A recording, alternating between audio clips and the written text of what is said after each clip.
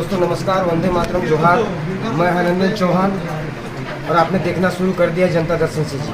हम हैं रायगढ़ संसद और पत्थलगांव विधानसभा प्रत्याशी श्रीमती गोमती साय जी के यहाँ और उनके निवास में हम उपस्थित हैं और देख सकते हैं जैसे ही टिकट मिलने की खबर आती है कि संसद को पत्थलगांव से टिकट मिली है, वैसे ही लोगों का बधाइयों का दाता देने के लिए कल से ही लाइन लगा हुआ है और लोग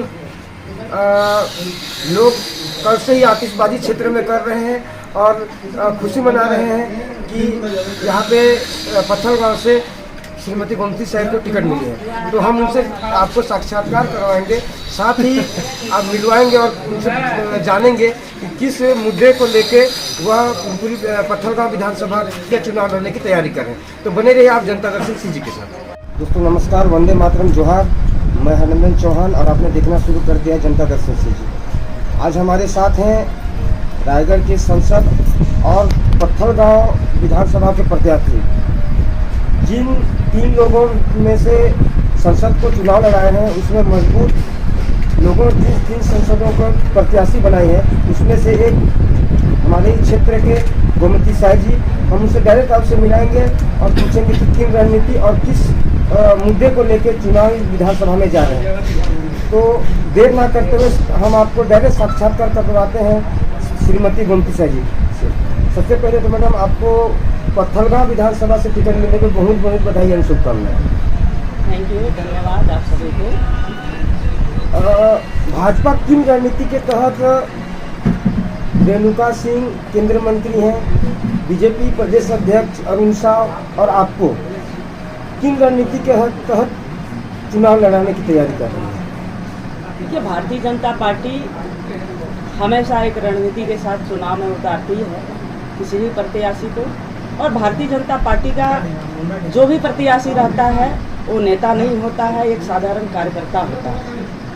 और मुद्दा की बात आप जब बोल रहे हैं तो हमारे पास 9 साल केंद्र सरकार की जो नरेंद्र मोदी जी के नेतृत्व में भारत सरकार चल रही है, उसका जो योजना को लेकर के जाएंगे। केंद्र सरकार की योजना को 9 साल का योजना को हम लोग लेके जाएंगे। और दूसरी तरफ छत्तीसगढ़ की राज्य सरकार कांग्रेस भूपेश बघेल की सरकार का जो विफलता है, विकास विरोधी सरकार है, जनता विरोधी सरकार है, उस विरोधी सरकार का नाकाम को लेकर हम लोग जाएंगे चुनाव मैदान में। पत्थलगांव एक कांग्रेस का गढ़ माना जाता है, 7 बार वहाँ रामपुकार सिंह विधायक बने हैं। और क्या मुद्दा होगा विशेषकर पत्थलगांव विधानसभा को लेकर? देखिए, कांग्रेस का गढ़ तो हमेशा से ही रहा है, ये पहला बात या नया बात नहीं है। जब से देश आज़ाद हुआ है तब से कांग्रेस का ही तो गढ़ था, लेकिन कांग्रेस से ही तो पैदा हुए विपक्ष।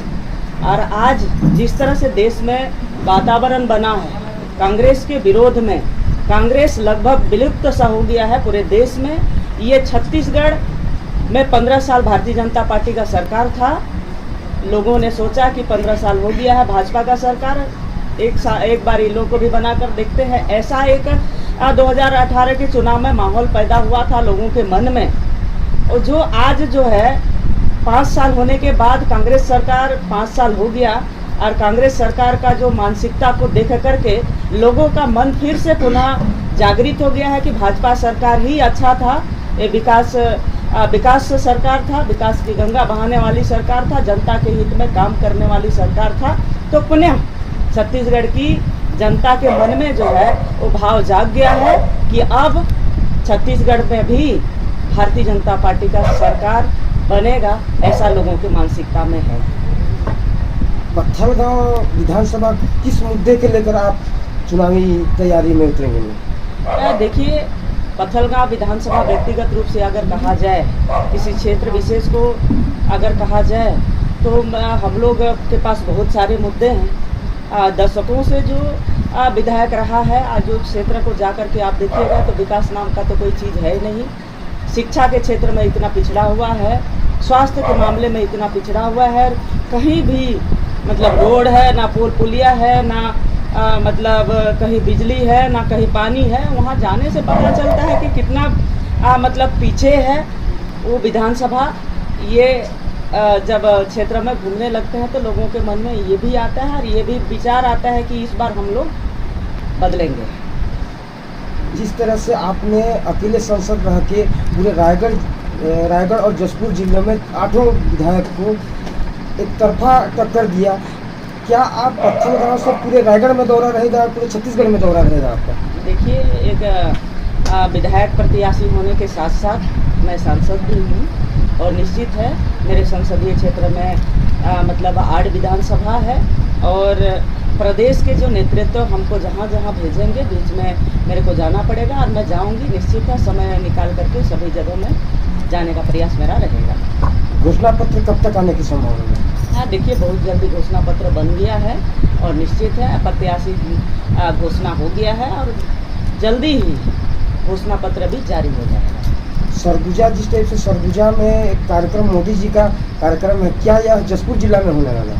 हाँ, देखिए, जहाँ जहाँ जैसे जैसे जिसका मांग आएगा, निश्चित है भारतीय जनता पार्टी हमारे केंद्रीय नेतृत्व, मैं तो पहले भी बोल दे रही हूँ कि भारतीय जनता पार्टी के सामने ना कोई नेता है, भारतीय जनता पार्टी के सामने सब कार्यकर्ता ही हैं, चाहे वो कितना बड़ा पद में रहे, तो जहाँ हमारे केंद्रीय नेतृत्व आदेश करेगा और वैसे वैसे ही सभी जगह सब लोग पहुँचेंगे।